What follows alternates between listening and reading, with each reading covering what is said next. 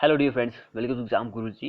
आज हम आपके लिए बेंडिंग स्ट्रेस और जो shear स्ट्रेस होता है उसके मोस्ट एक्सपेक्टेड 50 क्वेश्चन इस वीडियो में डिस्कस करने वाले हैं। सो जिसने अगर आप हमारा पहला पार्ट नहीं देखा है स्ट्रेंथ ऑफ मटेरियल का, वो जाकर देख सकते हैं। तो चलिए हम शुरू करते हैं आज का अपना ये वीडियो। तो क्वेश्चन क्या बोल रहा है? shear stress is stress. shear stress is stress. shear stress होता है, क्या होता है? तो शेयर स्ट्रेस जो होता है एक टेंजेंशियल स्ट्रेस होता है। ऑप्शन हमारा डी इस क्वेश्चन के लिए आंसर हो जाएगा। अगला क्वेश्चन देखिए यहाँ पे, which of the following assumption is made in the theory of simple bending. Simple bending के लिए कौन सी थ्योरी जो है वो बनाई गई है? तो इस क्वेश्चन में हमारा आंसर जो रहेगा वो ऑप्शन नंबर डी रहेगा। The beam is equilibrium. Beam जो होता है वो इक्विलिब्रियम होता है, यही सिंपल जो बेंडिंग होता है उसकी थ्योरी पर बेस्ड हुआ है। ऑप्शन डी आंसर हो जाएगा इस क्वेश्चन के लिए। अगला क्वेश्चन क्या बोल रहा है? Beam section is classified as low shear case. Beam जो है उसको क्लासिफाइड कर रहे हैं as low shear case when the factor shear force is less than. Factor shear जो होता है वो लेस देन होता है 0.6 वीडी से। 0.6 वीडी से कम होता है, तो यहाँ पे 0.6 दिया गया है। हमारा आंसर बी आंसर हो जाएगा। अगला क्वेश्चन देखिए, centre of gravity of a uniform lamina lies at. Centre of gravity जो होती है यूनिफॉर्म लैमिना जो होता है वो उसकी वैल्यू कहाँ पर लाई करती है? तो सेंटर ऑफ ग्रेविटी की अगर आप बात करेंगे तो मिड पॉइंट जो होता है ऑफ इट्स एक्सिस का वहां पर ही लाई करता है centre of gravity. Common question है, इसको कोई भी सॉल्व कर सकता है। अगला क्वेश्चन देखिए, analysis of continuous beam can be done by. Analysis जो होती है कंटिन्यूअस बीम की, उसको आप किस मेथड से एनालाइज कर सकते हैं?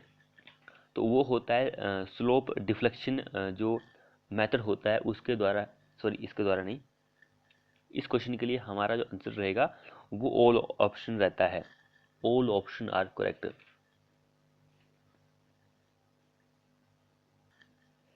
तो एनालिसिस ऑफ कंटिन्यूस बीम जो इन सभी मेथड के द्वारा ही की जा सकती है, गणना की जा सकती है। अगला क्वेश्चन देखिए यहाँ पर, the distance of a point where the whole area of the body is assumed to be concentrated from a given axis is called. From a given axis is called, उसको हम क्या बोलते हैं? डिस्टेंस ऑफ ए पॉइंट, तो उसको हम radius of gyration बोलते हैं। रेडियस ऑफ गायरेशन इस क्वेश्चन के लिए आंसर बन जाएगा। अगला क्वेश्चन देखिए यहाँ पे, the mass moment of inertia of a uniform thin rod of mass and L length about its mid point and perpendicular to its length. तो क्या आंसर रहेगा? तो इसके लिए आंसर रहता है M L square over 12। M L square over 12, ये हमारा इस क्वेश्चन के लिए आंसर बच जाएगा। अगला क्वेश्चन देखिए, stress caused by the bending moment is called. Stress caused by bending moment. Bending moment के द्वारा जो स्ट्रेस प्रतिबल पैदा होता है उसको आप फ्लेक्सुरल स्ट्रेस बोलते हैं। बेंडिंग मोमेंट के द्वारा जो स्ट्रेस पैदा होता है उसको फ्लेक्सुरल स्ट्रेस हम बोलते हैं। अगला क्वेश्चन क्या बोल रहा है? Ratio of movement of inertia. Ratio of movement of inertia to the span length is called.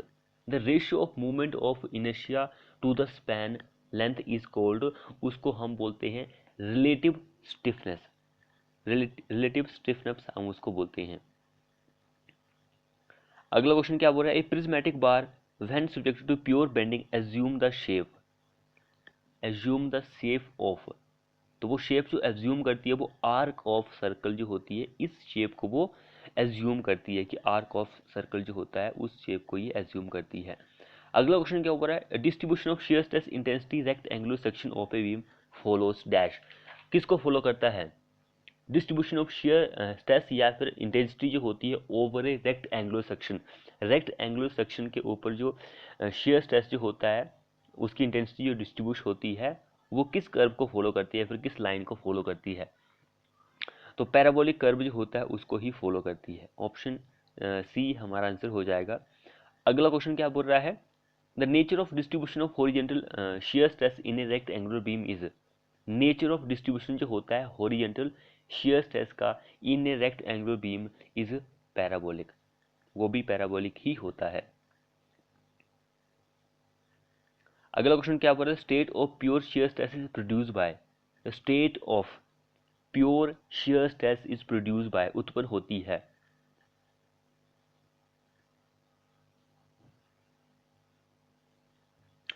सो इस क्वेश्चन के लिए आंसर हो जाएगा option A. Tension in one direction में टेंशन होती है and equal compression in perpendicular direction, equal compression जो होता है वो परपेंडिकुलर डायरेक्शन में होता है। अगला क्वेश्चन क्या बोल रहा है, for A rectangular section the ratio of maximum and average shear stress, यानी कि maximum shear stress and average shear stress का जो रेशियो होता है रेक्टेंगुलर सेक्शन के लिए वो क्या होता है, वो 1.5 होता है। इन दोनों का रेशियो 1.5 होता है। अगला भी सेम वैसा ही क्वेश्चन है, ratio of maximum average shear stress on a rectangular section is 1.5।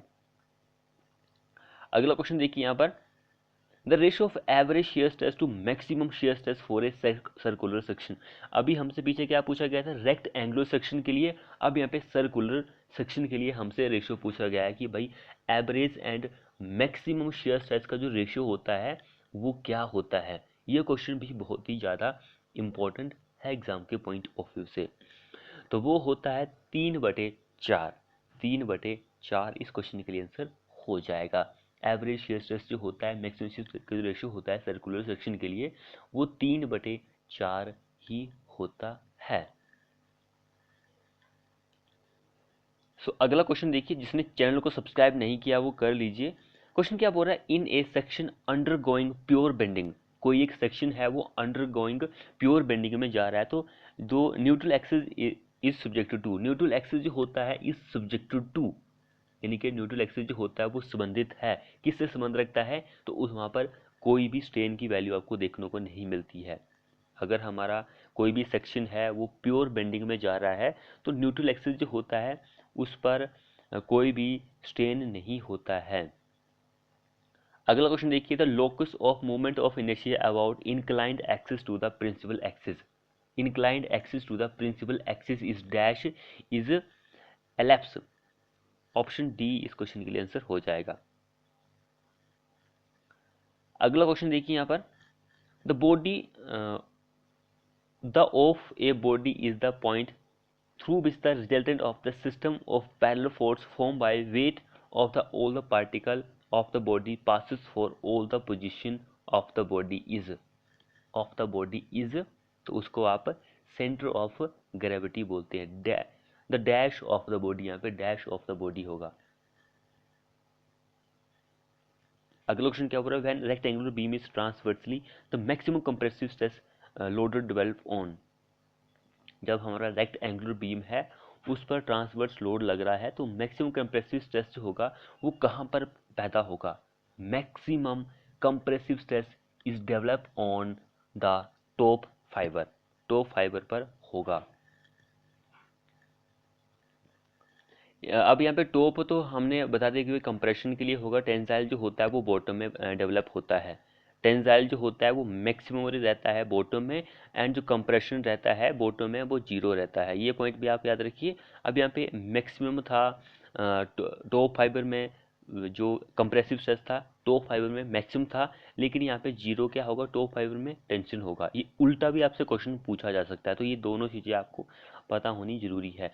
अगला क्वेश्चन क्या बोल रहा है, most economical section in bending is, most economical section जो होता है बेंडिंग के लिए वो आई सेक्शन ही होता है। कॉमन क्वेश्चन है, I section is most common question.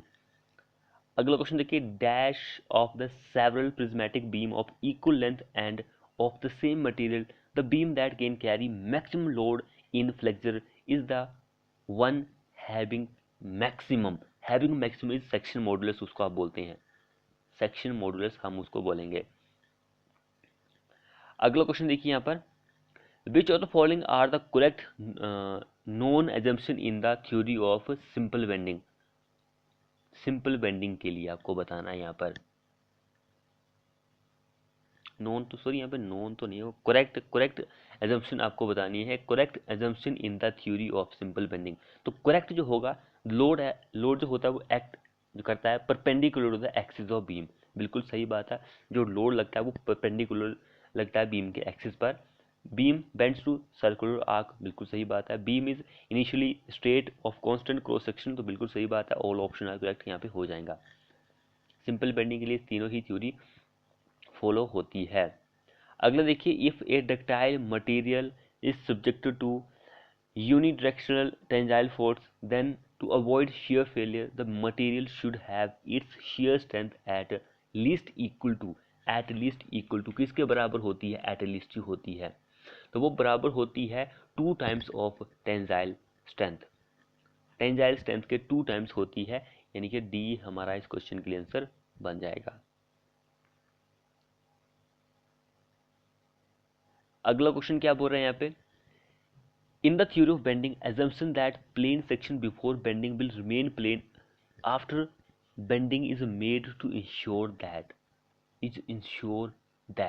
तो इस क्वेश्चन के लिए हमारा आंसर जो रहेगा, strain is proportional to the distance from the neutral axis. Option A answer हो जाएगा इस क्वेश्चन के लिए। अगला भी सेम वही क्वेश्चन है, तो इस क्वेश्चन के लिए भी सेम वही आंसर हो जाएगा, क्योंकि ये क्वेश्चन थोड़ा सा डिफरेंट कैटेगरी में पूछने का होता है, इसलिए आपको पता होना जरूरी है। अगला देखिए, the maximum compressive stress in cantilever beam with downward concentrated load at the free end is caused at, किस पर होगा? Maximum compressive stress in a cantilever beam with बोल रहा है कि डाउनवर्ड कंसंट्रेटेड लोड लग रहा है, एट द फ्री एंड पर लग रहा है, कंसंट्रेटेड लोड लग रहा है, किस पर होता है? किस पर होता है? वेरी इंपॉर्टेंट क्वेश्चन है ये। तो वो होता है bottom fibre at the support, bottom fibre at the support. Option C हमारा आंसर हो जाएगा इस क्वेश्चन के लिए। आपको पता है कि कैंटिलीवर बीम जो होता है उसका जो कंप्रेशन होता है वो नीचे होता है, टेंसाइल पोर्शन ऊपर होता है, टेंसाइल जोन ऊपर होती है। तो यहाँ पे कंप्रेशन के लिए पूछा तो बॉटम फाइबर ही होगा हमारे पास आंसर, बॉटम पर ही कंप्रेसिव स्ट्रेस देखने को मिलता है। जो न्यूट्रल एक्सिस होता है कैंटिलीवर बीम का, वहाँ पर कोई भी स्ट्रेस आपको देखने को नहीं मिलता है, जीरो स्ट्रेस होता है। अगला क्वेश्चन देखिए आप, bending stress at the top and bottom fibre of a section caused by pure bending moment are, are किसके बराबर होता है वो? ये क्वेश्चन बहुत ही ज्यादा इंपॉर्टेंट है। तो वो होता है नॉट सिंसली इक्वल टू ईच अदर, एक दूसरे के बराबर होना जरूरी नहीं है।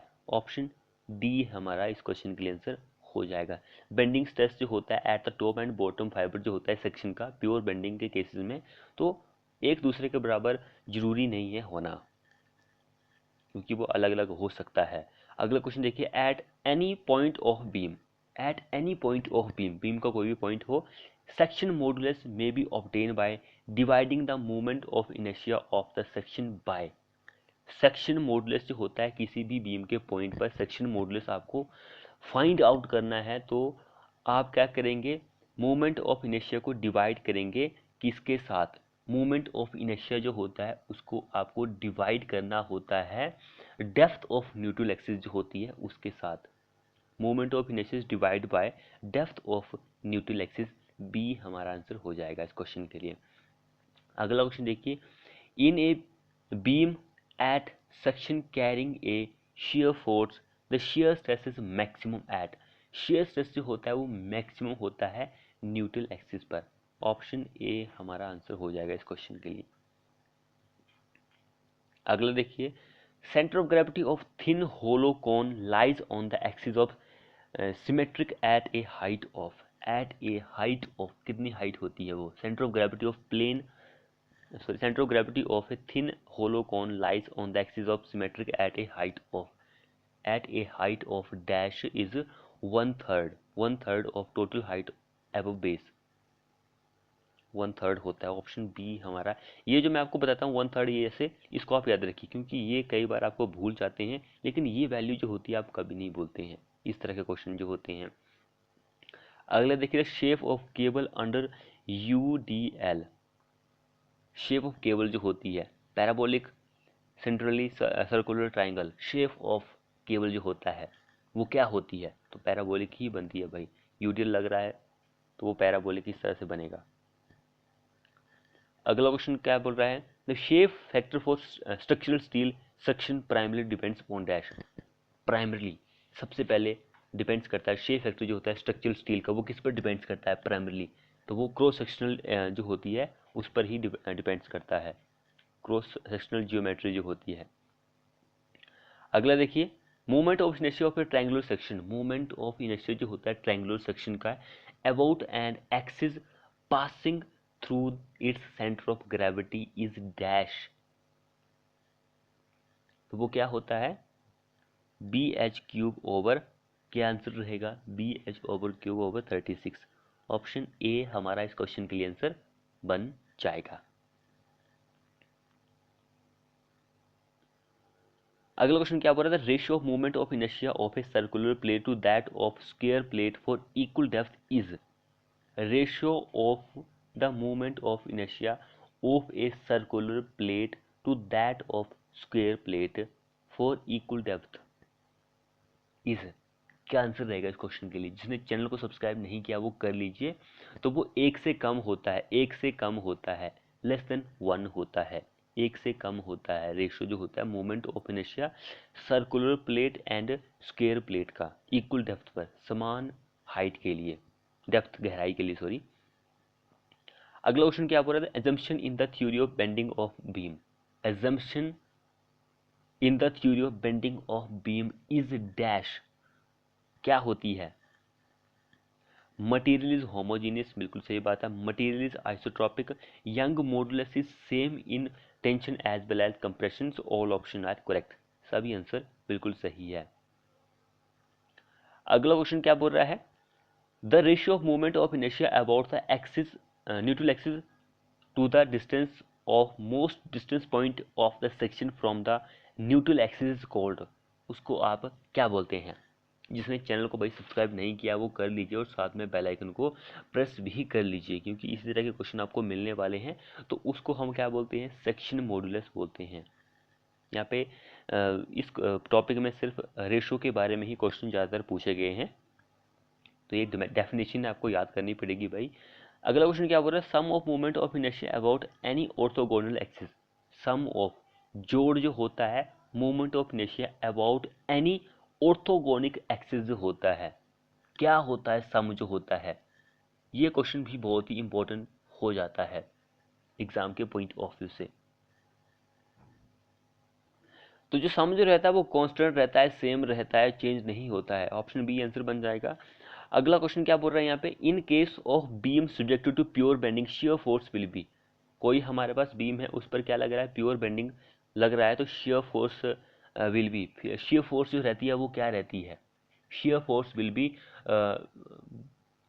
Will not exist, will not exist, नहीं होगी भाई, बना नहीं रहेगा, विल नॉट एग्जिस्ट, वो एग्जिस्ट ही नहीं करती है। अगला क्वेश्चन क्या बोल रहा है, movement of inertia is concept applicable in case of. Movement of inertia एक कॉन्सेप्ट है, applicable in case of dash, किस केस में ये एग्जिस्ट करता है? तो वो एग्जिस्ट करता है रोटेटिंग बॉडी जो होती है, रोटेटिंग बॉडी जो होती है उस केस में ही ये एग्जिस्ट करता है। ऑप्शन ए हमारा इस क्वेश्चन के लिए आंसर बन जाएगा। अगला क्वेश्चन देखिए, the stress in any fibre in beam subjected to pure bending depends upon. Stress in any fibre in the beam, कोई एक स्ट्रेस लग रहा है, एनी फाइबर जो होता है बीम का, subjected to bending depends upon, subjected to bending depends upon, किस पर डिपेंड्स करता है ये?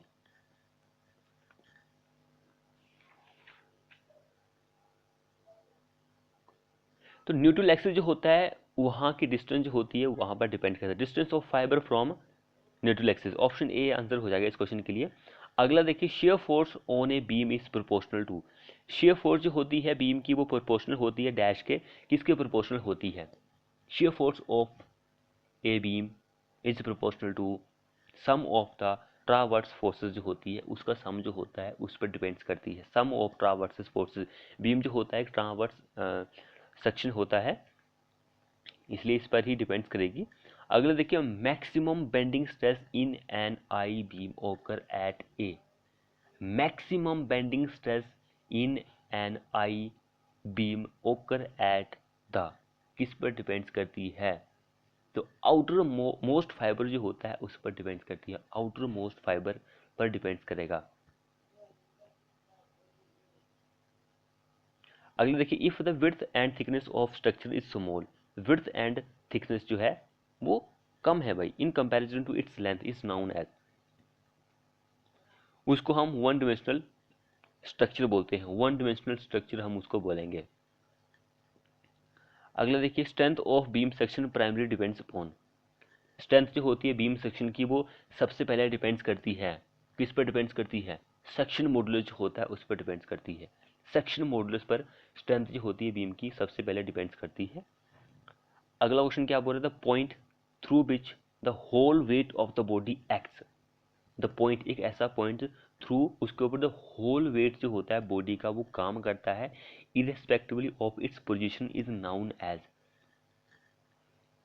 उसकी पोजीशन इज नाउन एज, उसको हम क्या बोलते हैं, उसको हम बोलते हैं centre of gravity, centre of gravity उस पॉइंट को हम बोलते हैं।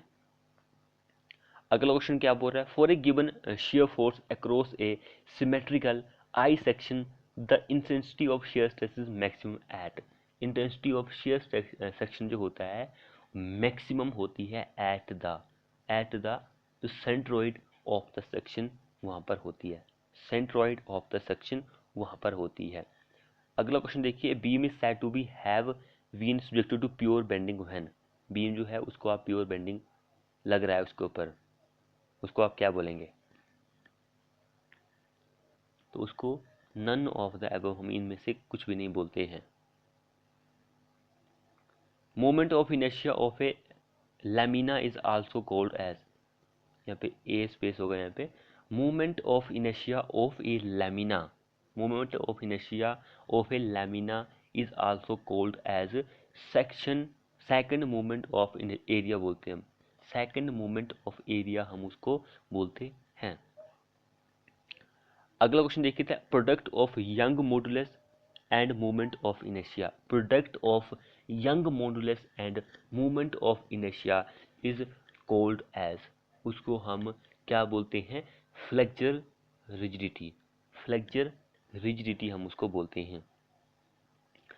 Section modulus is defined as the, section modulus जो होता है उसको आप डिफाइन कर सकते हैं as the ratio of pure bending to stress, ratio pure bending to stress का जो रेशियो होता है वो सेक्शन मॉडुलस के नाम से हम उसको जानते हैं। फ्रेंड्स, जिसने चैनल को सब्सक्राइब नहीं किया वो कर लीजिए और साथ में बेल आइकन को प्रेस भी कर लीजिए। Beam of uniform strength means, उसका क्या मीनिंग होता है, उसका ये मीनिंग होता है कि beam in which maximum bending stress is same at all section, सभी सेक्शन पर बेंडिंग स्ट्रेस जो होता है वो एक समान होता है।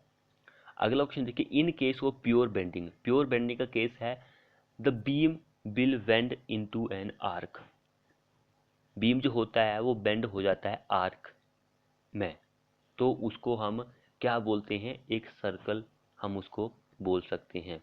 तो फ्रेंड्स, ये थे हमारे 53 क्वेश्चन। तो आपको हमारी वीडियो कैसी लगी, वीडियो को अपने दोस्तों के साथ शेयर करें, चैनल को सब्सक्राइब नहीं किया तो कर लीजिए और साथ में बेल आइकन को प्रेस कर लीजिए। मिलते हैं ऐसी ही नेक्स्ट वीडियो में।